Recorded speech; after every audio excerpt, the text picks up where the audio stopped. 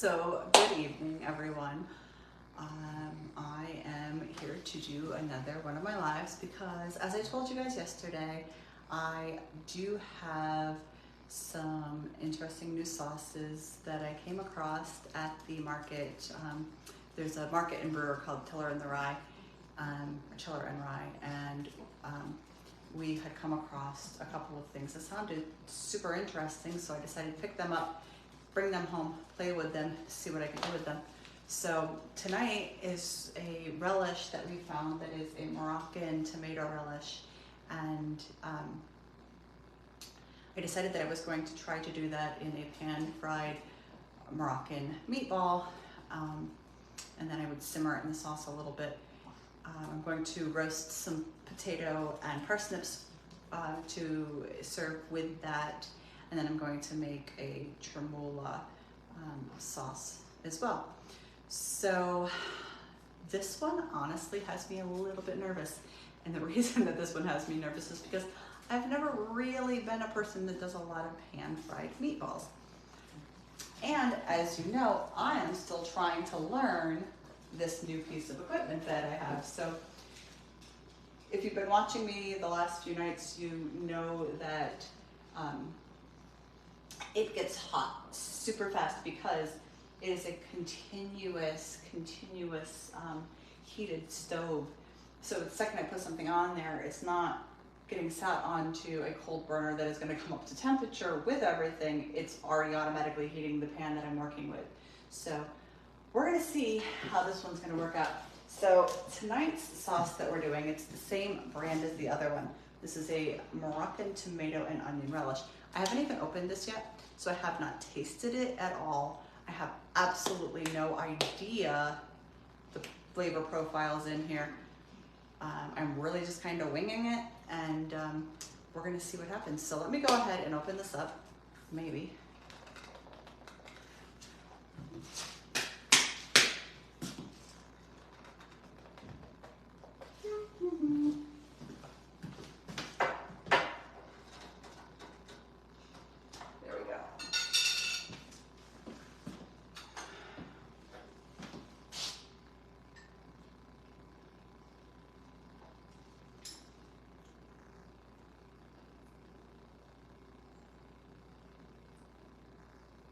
All right, actually, I think this is gonna work really well with the meatballs. So the meatballs I'm gonna flavor with ras el hanout, which is a Moroccan spice that is got a lot of different spices in it together, but it's also super spicy, especially if you use too much of it. So one of my concerns was that the relish might actually be spicy and that it would be overpowering everything, but it's not. So I think they will work really well. This has a nice smoky, tomatoey flavor to it, and it's a subtle sweetness. So that with the chermoula, which is lemony, smoky, and herbal, because it has parsley, cilantro, and mint in it, I think are going to be super good. So normally when I make my meatballs, I do them with lamb, but I really do not love lamb.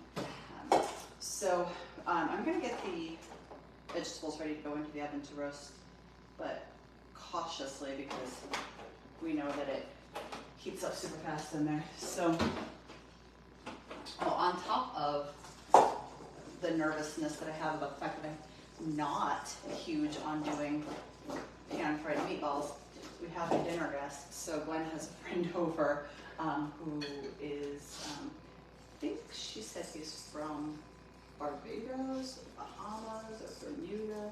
So the parsnips and potatoes, I actually have oiled them a little bit, and I'm seasoning them with a black lava salt.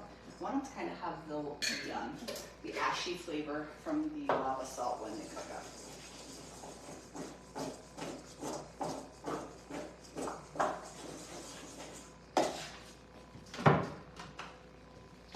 Hello, Miss Raindrop. Did you say hello to all of the people? Huh? Rainy Raindrop, did you say hello to all of the people out there? No? Okay. So we're gonna those in the oven, and we'll start getting the meatballs put together.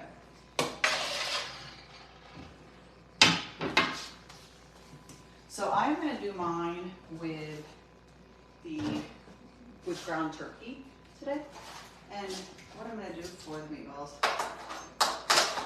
is I have some diced up onions, I have some chopped mint, and then, as you guys know, I'm celiac, I cannot do gluten, so I'm actually also going to be attempting for the very first time to use a pork panko. Says use in place of breadcrumbs.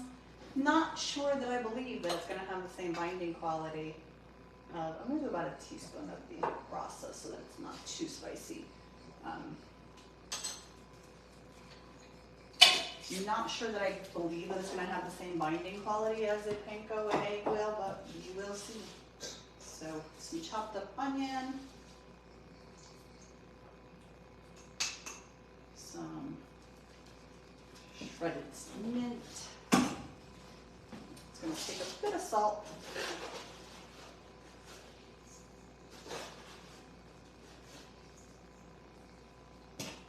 And I'm going to go ahead and I'm going to do 2 eggs in here.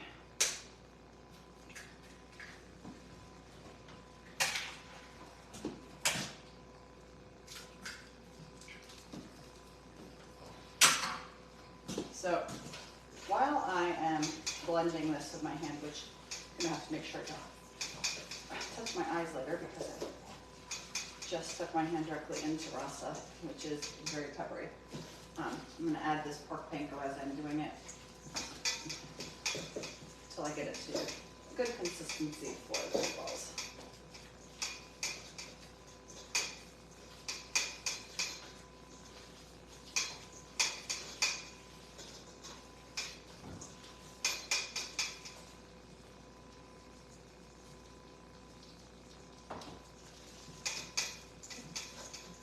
Not sure if I would say that the pork panko is pulling the liquid the way that a typical panko would.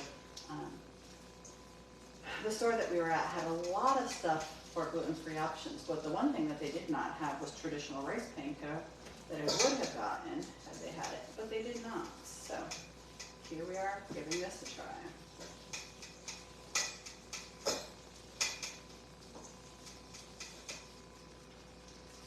And also the ground turkey is a lot softer than the other meats will be as well.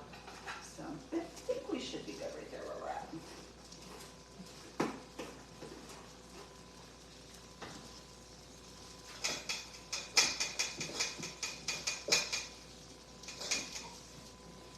So because that I have learned now in the process of what I'm doing that this does heat up super fast, I made sure to get everything mixed up prior to getting that heated up, just because I know that the second that I put that on there, the pan is going to start smoking on me. I mean, I can already hear, I'm not sure if you can, sizzling potatoes and parsnips. So it's a very different world working within a piece of equipment that is designed to always be on. So I'm going to get my pan on with the sauce so that that is warm and I can simmer the meatballs in it as they come off. I think that I have definitely learned that using anything other than one of my heavy bottom pans just is not going to work with this oven or this range because it gets hot so fast.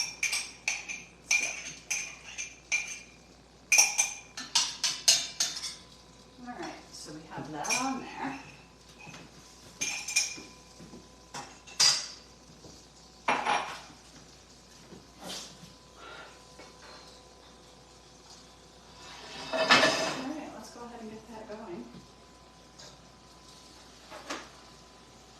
So while I'm waiting for that to get hot, I'm going to go ahead and put the things in here that are going to go into the tremolo. See, even on the simmer pan, we already have that getting super warm. I'm going to keep a lid on there. I think I'm going to add just a little bit of water to cut it because it is super thick and I don't want it to burn.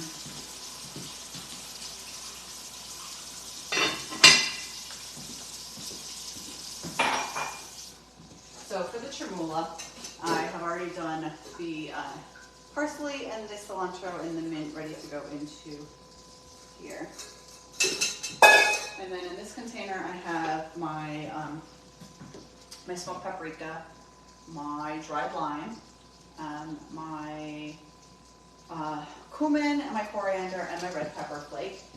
Normally this would also be getting some of my preserved lemon, but pretty sure the person who moved my stuff up here from Provincetown didn't realize that that was something that was still good and I should keep.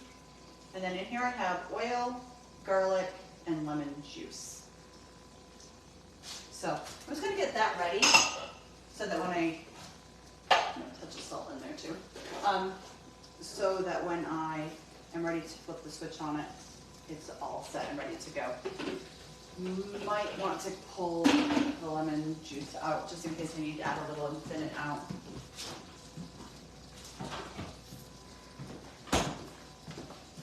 Okay, so pan is hot. Let's go ahead and get some oil in here for pan frying. Whew. And hope for the best, but it really, really, truly does have me nervous. So I'm actually going to oil up my hands a little bit so that the meatballs don't stick to me so much. That way I can roll them super fast. Might have wanted to roll them ahead of time before putting that on there. But we'll keep an eye on it and see if I hit smoke point, because if I hit smoke point, I don't want to let it keep going because I don't want it to burn everything. So.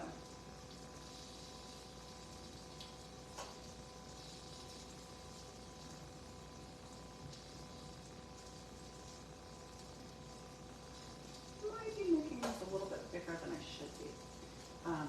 But again, trial and error with this new thing because I really don't know how to do most of the stuff on it. I have actually not even once yet opened one of the cookbooks designed to tell me how to use it. I've just really thrown caution to the wind and decided that it's going to take you guys along on this adventure with me, and you know, everybody gets to see what happened. So I feel like, yeah, we're getting close to smoke point with that. Get a couple of them in.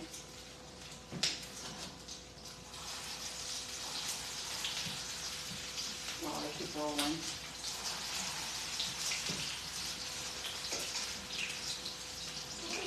And if I have to do them in batches, I'm sure it'll be fine. Have to be careful because the splattering. I definitely do not wish to start a grease fire.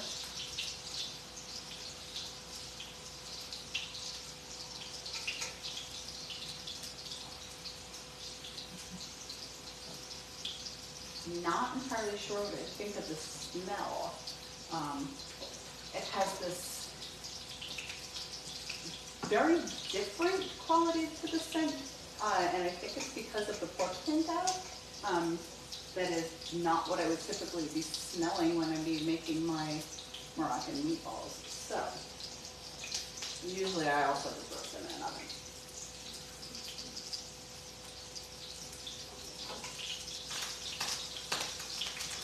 Woo! What we got going on, baby girls? Did it scare you? I'm going to go and pull this off here just to tell you it's getting really, really warm.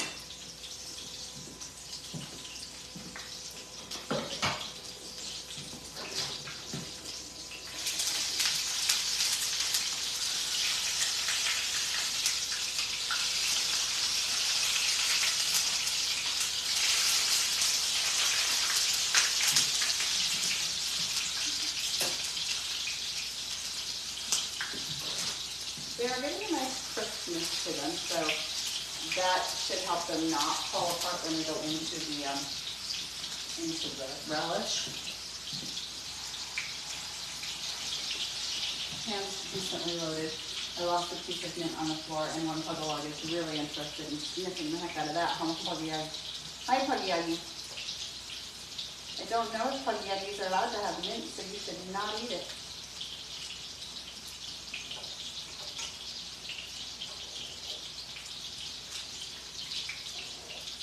Hello, Mama. Hello, it's a Mama. You say hello to everybody. Everybody out there loves Miss Puggy Luggy. They do. They love my little baby girl. She is such a sweetheart. For those who have been following on the journey of me bringing her home not all that long ago, I cannot tell you how much of a sweetheart this dog is. She is just pure love. Absolute pure love, Puggy Luggy. Yes.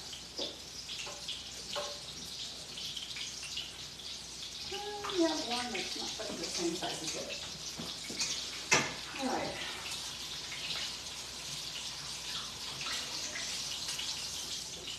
Get over here and move some of these around again.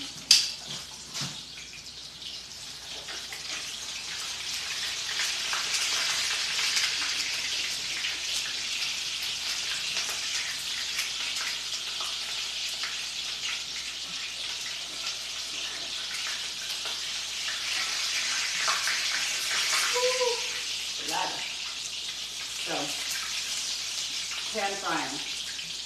Super dangerous anytime you do it, but with this cooktop being so different, I'm just smoking the heck out of here.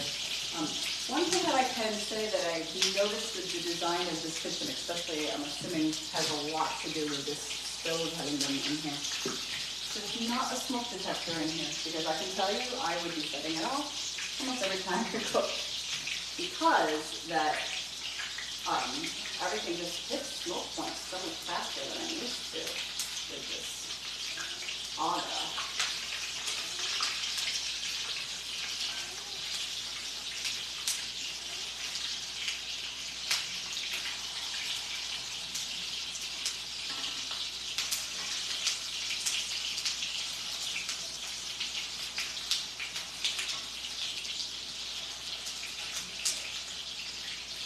So I think there's a few of these I can go ahead and pull off of here. Get them over into the sauce.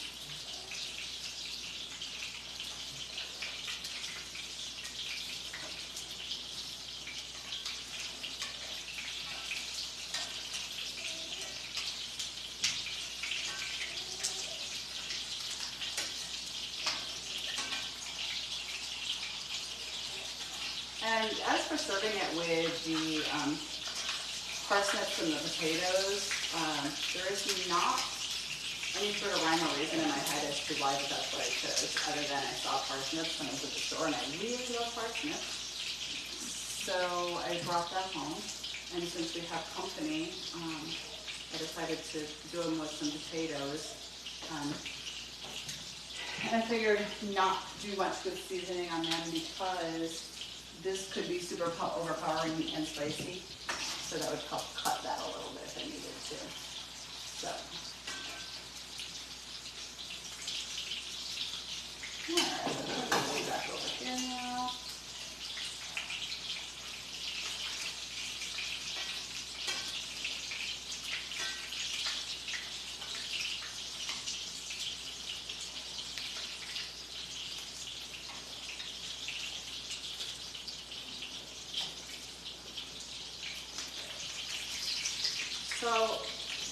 So far, pan frying these has been super uneventful, and they've worked actually really well.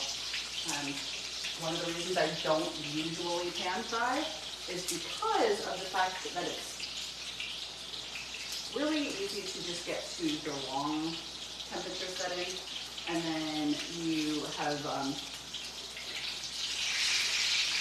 everything sticking to the pan, not coming out easily, and I've not had any of that happen right now, so I'm really happy about that. We will see how these hold up simmering in the sauce until they're done, and see if they do it without breaking apart on me. The saucepan, the sauce one, does not have as much room in it as this one, so I have a few more that I'm going to be able to get sitting down into the sauce. So I will let these ones, I probably have room for one more in there. I will let these ones kind of finish a little in here, pull them out, and then pop them into the sauce in a little while. Because I really want them to finish in the sauce where they can pull the flavor from that, because it is really, really tasty. So, alright, so that is all I'm going to be able to fit into there. And then I'm going to put it on that so that continues to.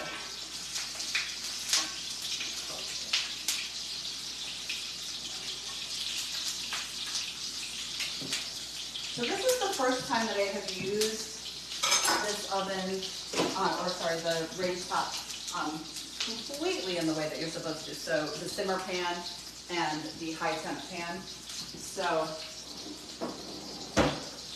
far I can understand why this piece of equipment is the way that it is. I am really, really loving it more and more every day that goes by.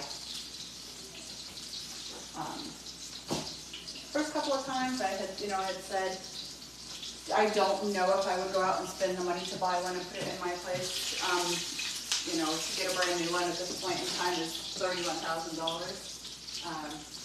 Far be it from me to tell you how to spend your $31,000. If you have $31,000 to spend on it, so by all means, spend it how you want. And I wasn't really convinced that I would invest something like that into this, but the more I've used it, still not entirely sure that I would go with the new one, because the new one is electric, and I think that I would be concerned that it wouldn't really have the same qualities as the older models. I would be super, super excited to try cooking on one of the very original ones that is coal-fired. I have absolutely no idea where one of those exists, other than the fact that Martha Stewart did a video that she claimed she had one in her barn kitchen. So if that is still true, and if anybody has connections to Martha Stewart and wants to get me in to try the one in her barn, I'd be down. So,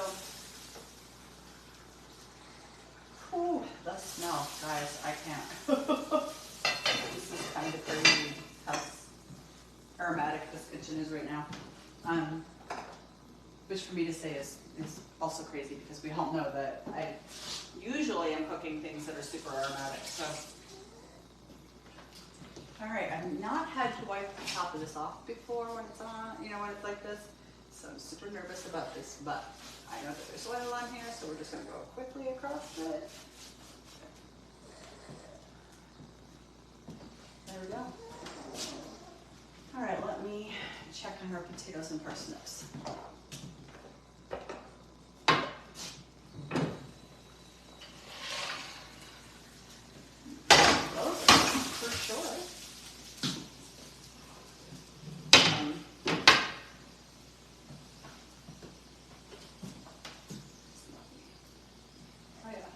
Nice.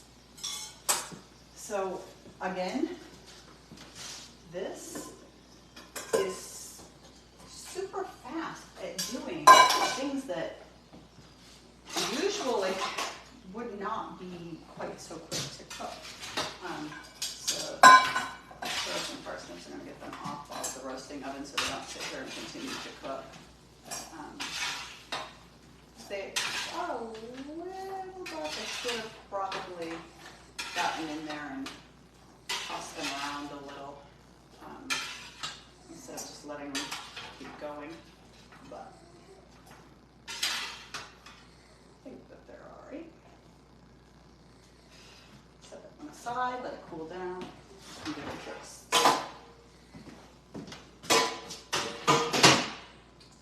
All right.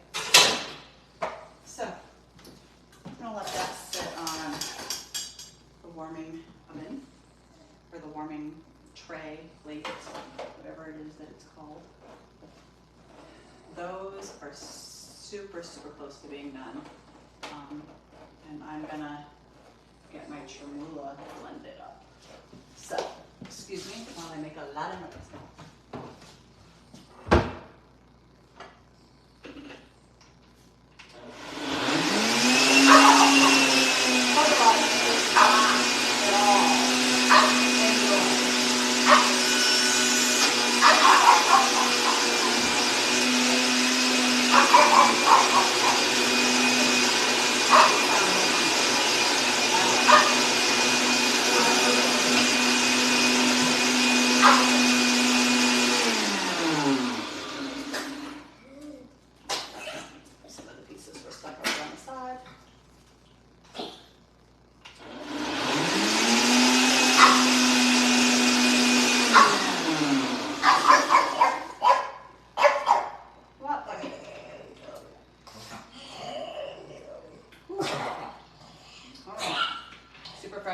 Super minty. Super lemon. You mad about it, Pungy Uggy?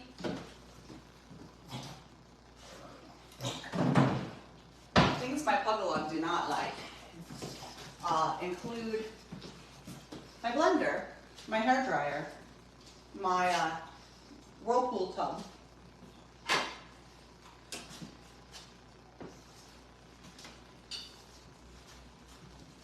None of these things make for a happy Pungy Uggy.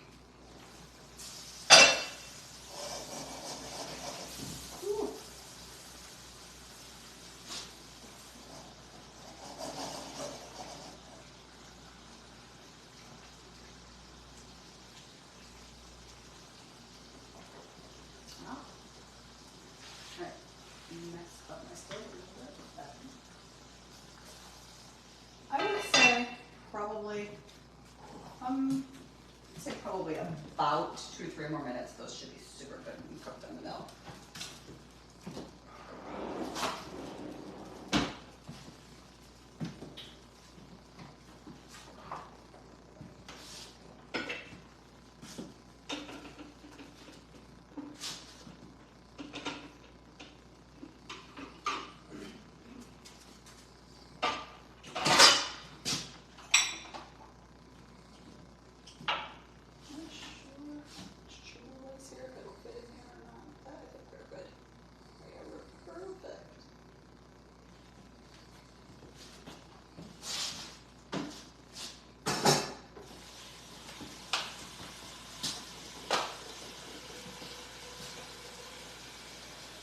Go ahead and take one of these out of here, cut it in half, just make sure it's done in the middle. One of the ones that is larger in size. Because it does have the raw egg in it and the turkey. I want to make sure that it is perfect. So, I'm going to put this up without burning myself and show you. So, look at this top. It's a perfect meatball inside. It is hot, but it is hella tasty.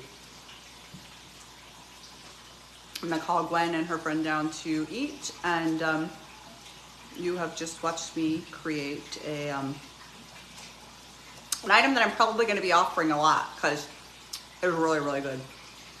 Thank you for watching.